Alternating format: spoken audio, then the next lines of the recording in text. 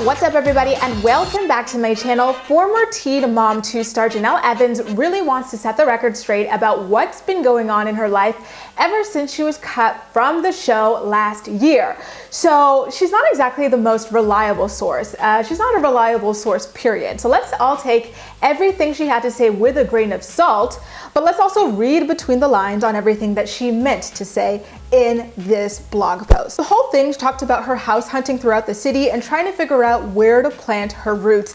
I kind of felt a little bit of secondhand embarrassment and sadness for her because she seems to still think of herself as some sort of celebrity, despite the fact that she is nothing of the sort, if I could borrow that from Tiffany Pollard from Celebrity Big Brother. Here's what I mean. In one of her paragraphs, she said, and I quote, "When I first moved in October of 2019, I went exploring and started out staying at an Airbnb in Bellevue, Tennessee. This neighborhood was beautiful and the houses were gorgeous. I heard this little part of town was the popular spot for celebrities to live, and it was bougie. It was around Halloween, so this is the place I took the kids trick or treating." She did not happen to land in Bellevue. She heard it was a place where celebrities go, and considering the fact that she seems to think she's one, that is where she decided to try and see what she could make happen. Next, she said, and I quote, "I stumbled across places like Franklin, Tennessee, which was full of nature but very expensive."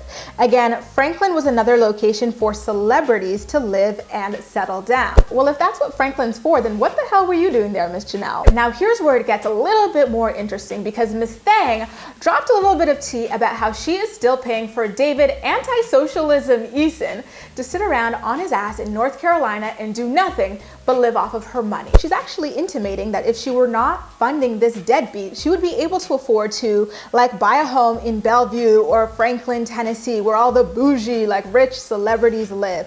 Here's what she said. "With having my house in North Carolina that I pay for still, I knew it wasn't an option moving here." And that was in reference to Franklin, Tennessee. "Maybe in the future, I'll look more into buying a home there." And last but not least, she talked a little bit about how Kaiser was adjusting to taking the bus there and going to school there.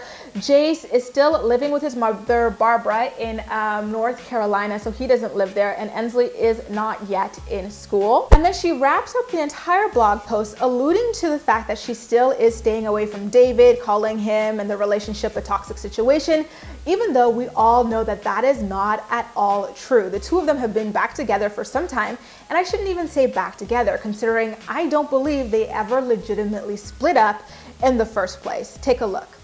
"Before I knew it, we moved again from our Airbnb to our new apartment. Kaiser, my son, started kindergarten and rode the bus for the first time. The kids seem to be adjusting well since moving here. Sometimes I feel like it's very important in life to relax and get away from toxic situations to clear your head and figure out life. I think this was the healthiest decision I've ever made, whether it was worth it or not. This time has given me a lot to put into perspective about my family and living my life." What do you think she meant by this line where she said, "I think this was the healthiest decision I've ever made, whether it was worth it or not"?